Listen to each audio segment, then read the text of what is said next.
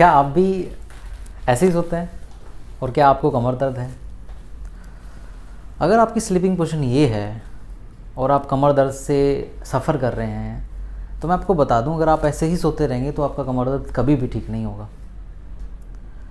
Surprising बात ये है कि कमर दर्द वाले को 99% नींद इसी पोजीशन पे आती है। इसका एक टेक्निकल रीज़न है, मैकेनिक्स है इसके पीछे पूरी। जनरली होता क्या है कि जिसको भी कमर दर्द होता है, जब वो सीधा लेटता है तो उसकी बैक दर्द करती है, अनकम्फर्टेबल लगती है। तो पहले तो वो साइड करवट लेटता है, फिर धीरे धीरे करके इस पोजीशन पे आ जाता है, और धीरे धीरे करके। रीज़न क्या है, और दूसरी रीज़न क्या है, बिकॉज ऑफ इसमें मसल स्पाज्म होता है, मसल टाइट लगती हैं, उसको पेशेंट कंफर्टेबल होने के लिए ऐसा करता है।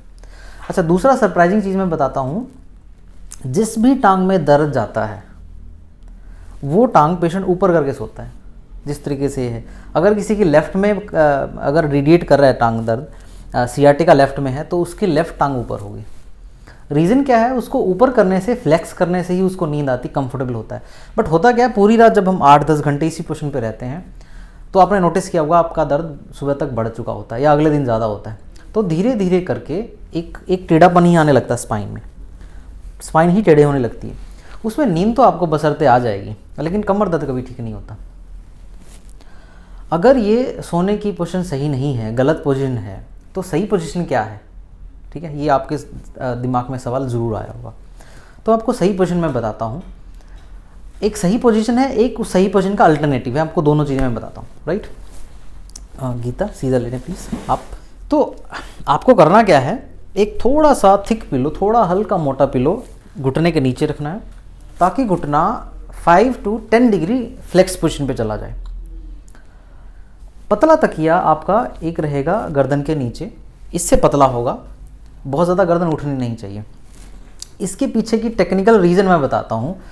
अगर आपका हिप फ्लेक्स है, क्योंकि अगर हमने अपने नी यहाँ पे नी के नीचे पिलो लगाया है, रीज़न क्या है, हिप को फ्लेक्स करने के लिए, ताकि इनका न्यूरल कनाल थोड़ा ओपन अप हो जाए। जैसे ही इनका न्यूरल कनाल ओपन अप होगा, इनकी जो नर्व कंप्रेशन है उनको रिलैक्स लगेगा, वो नर्व कंप्रेशन थोड़ा हटेगा, उनको इस तरीके से नींद अच्छी आएगी।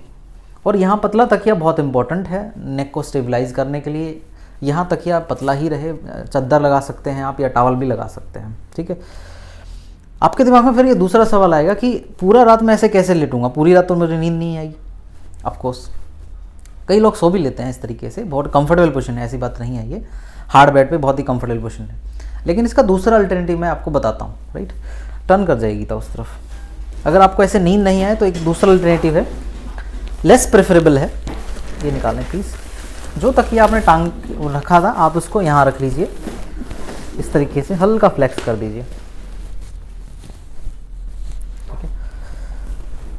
यहाँ पे ये इंपॉर्टेंट देखना है, इंपॉर्टेंट चीज़ है यहाँ पे। जो पतला तकिया था, अब पतले तकिए को या तो फोल्ड करना पड़ेगा या आपको एक कुशन और लगाना पड़ेगा यहाँ पे, इस तरीके से।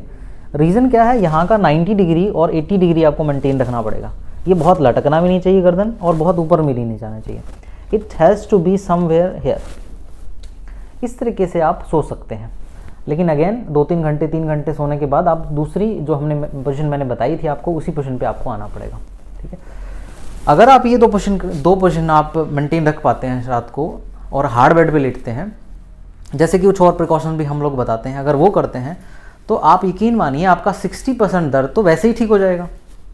समझ रहे हैं आप। तो फर्स्ट डे से जब भी आपको बैक पेन हो, इन दोनों पोजीशन पे लेटना स्टार्ट करिए।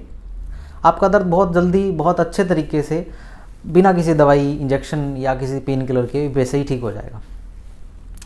तो गाइज़, ऐसे ही बहुत सारी इंपॉर्टेंट टिप्स और बहुत सारी यूज़फुल टिप, प्रैक्टिकल टिप हम लोग ला रहे हैं। हर शुक्रवार को, फ्राइडे को हम एक वीडियो रिलीज़ करेंगे जिसमें आपको बैक पेन से जुड़ी सारी जानकारियाँ देंगे। उसमें बैक पेन के बचाव के तरीके होंगे, बैक पेन कितने साल से है, उसको मैनेज कितना कैसे कैसे करा जाए, कौन कौन सी एक्सरसाइजेज होनी चाहिए, क्या क्या परहेज़, क्या क्या प्रिकॉशंस हैं, घरेलू उपचार क्या हैं, सारे उनमें हम लोग डिस्कशन करेंगे।